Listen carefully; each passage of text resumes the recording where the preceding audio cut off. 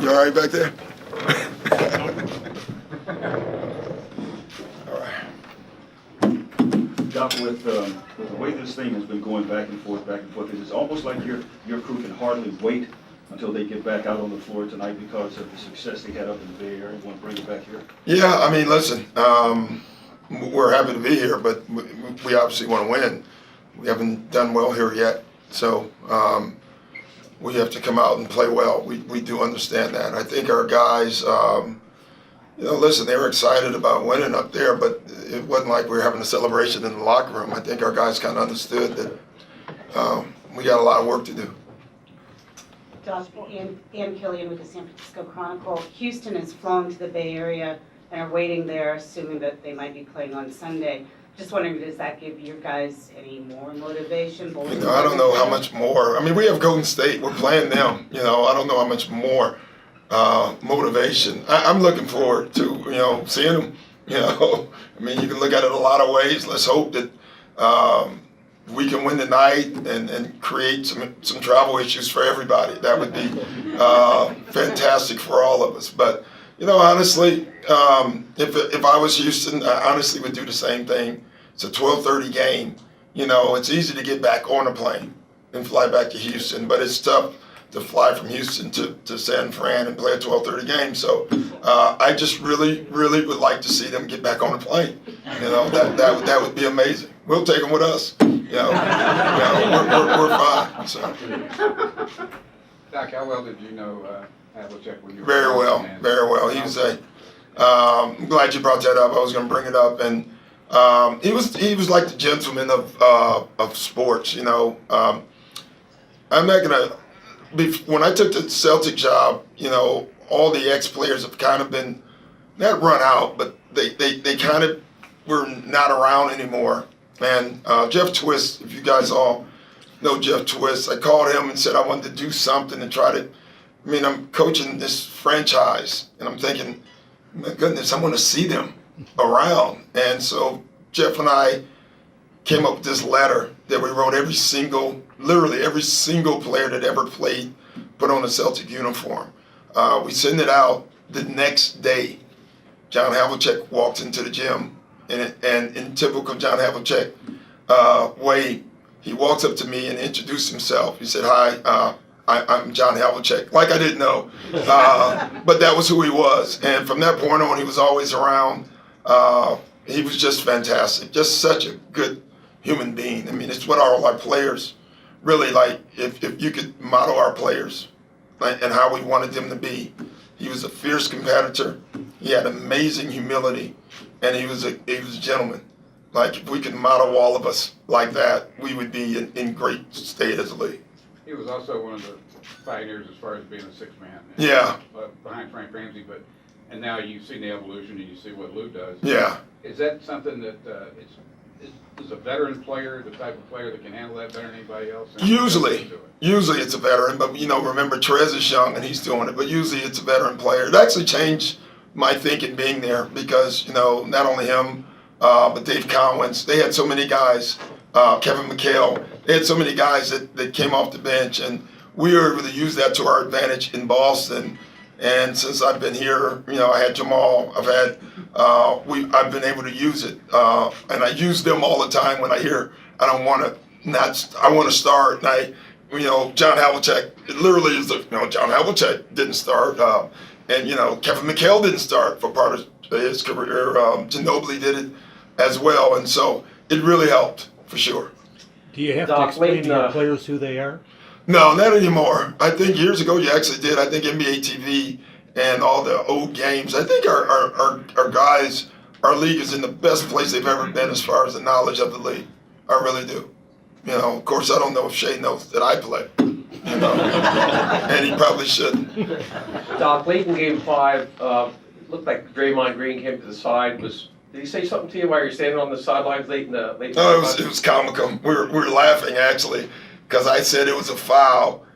I said, man, that was a foul. He said, no, it wasn't. And he comes over and hugs me and says, let's look at the video together. And that's what we were doing. I looked over at Tom Izzo, and, he was dying laughing. We did. We looked at the video, and, of course, Draymond thought it wasn't a foul. I thought it was a foul. That's why he walked away, because I didn't agree with him anymore. So. Doc, some of the recaps of Game 5 said this was a surprising win for the Clippers. What do you think of that word, surprising? It's, again, we can use material all day. Like, sometimes as a coach, you kind of try to find locker room bulletin board. I mean, every second we have something. I've yet to hear that we played well.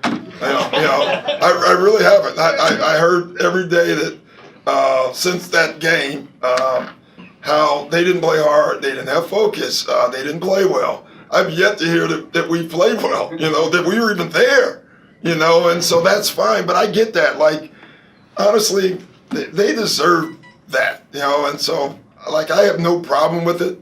I think it does piss some of our guys off, and I'm fine with that too.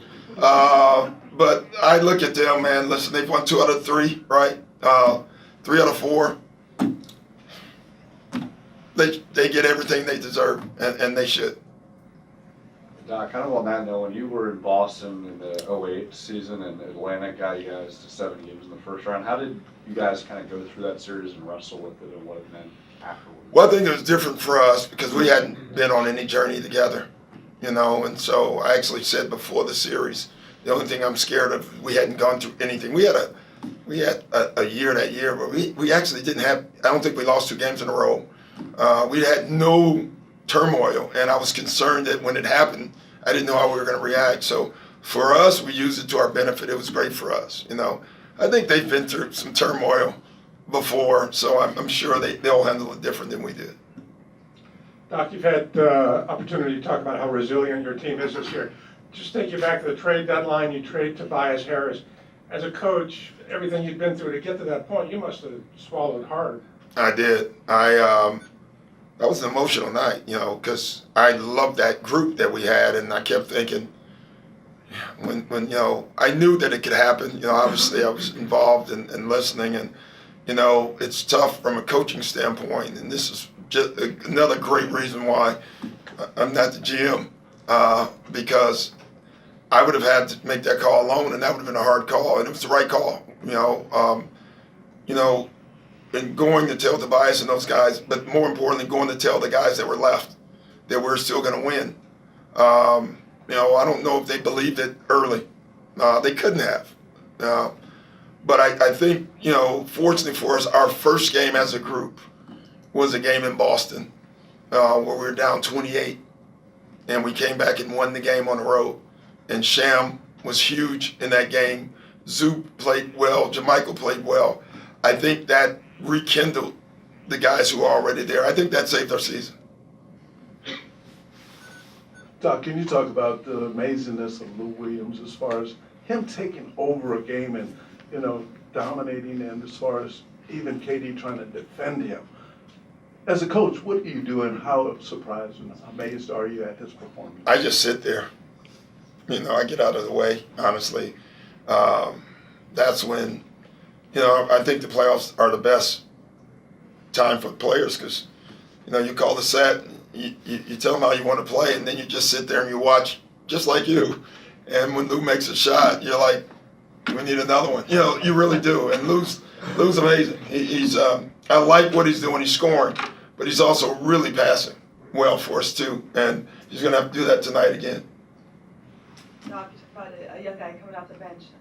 Trez has been impactful all season, but on this stage, what do you make of his play? He's been awesome. Trez is just a relentless kid. Like, him and Pat, are cut from the same cloth, kind of. They I don't know why, but they do. They feel everybody's against them. They've been wronged 10 times already today somehow.